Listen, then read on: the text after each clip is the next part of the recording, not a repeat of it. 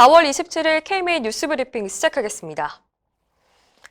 대한의사협회 대의원회가 정부의 비급여 보고 의무화 정책에 강력히 대응할 것을 차기 의협집행부에 주문했습니다. 대의원회는 최근 열린 정기총회에서 비급여 보고 의무화 사안을 심도 깊게 논의했는데요. 대의원들은 코로나19로 가뜩이나 어려운 상황에서 정부가 의원급 의료기관을 절벽으로 밀어내고 있다고 성토했습니다. 이날 대의원회는 결의문을 통해 정부의 비급여 규제 정책은 의사와 환자의 권익을 침해할 우려가 크므로 새 의협집행부가 적극적으로 대응해야 한다고 밝혔습니다. 한편 의협산하 전국 16개 시도의사회는 각 지역별 치과의사회, 한의사협회 등과 함께 비급여 보고 의무화 저지를 위한 공동 대응에 나설 방침입니다. 정부가 내놓은 공공의료 강화 방안이 전문가들로부터 문매를 맞았습니다.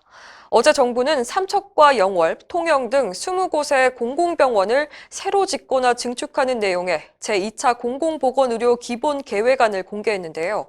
보건복지부가 개최한 공청회에서 조승현 인천광역시 의료원장은 이번 계획에 1차 의료 강화 내용이 거의 없다는 게 치명적이라며 공공병원이 제 역할을 하기 위해서 가장 중요한 인력 확충에 대한 방향성도 들어있지 않다고 꼬집었습니다. 김태현 연세대 보건대학원 교수도 지방의료원의 현대화에 전폭적인 지원이 필요한데 예산 70억 원으로는 부족하다고 지적했습니다. 건국대 예방의학과 이건세 교수는 1차 기본계획과 다를 게 없는 재탕이라며 정부가 과거 계획만 답습하고 있다고 질타했습니다. 또 대한의사협회 이무열 대외협력이사 내정자는 무조건 숫자만 늘리는 게 중요한 게 아니라며 의료계와 충분한 소통을 통해 정책을 만들어야 한다고 강조했습니다. 정부가 의료계에 큰 반발을 불러일으킨 의대 정원 확대 정책을 충분한 검토 없이 추진했다고 인정했습니다.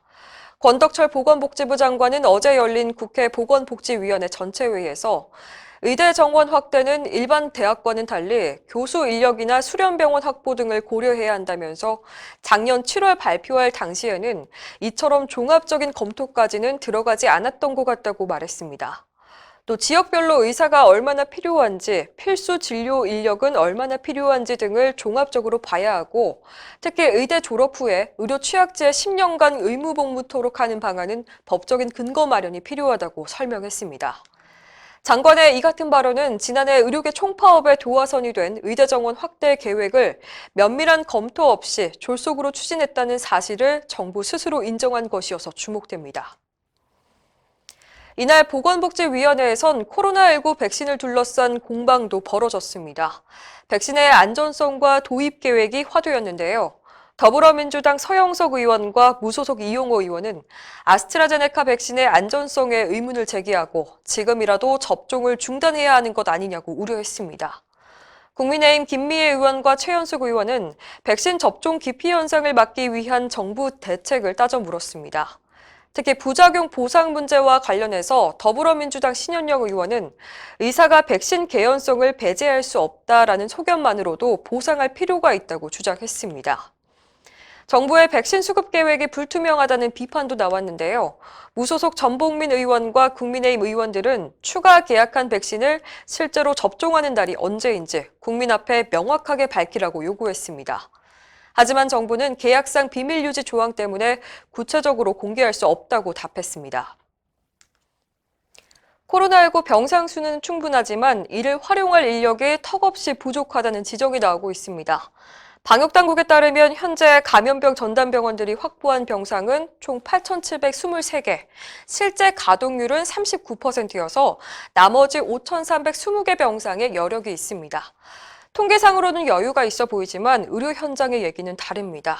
병상을 담당할 의료 인력이 없다는 건데요.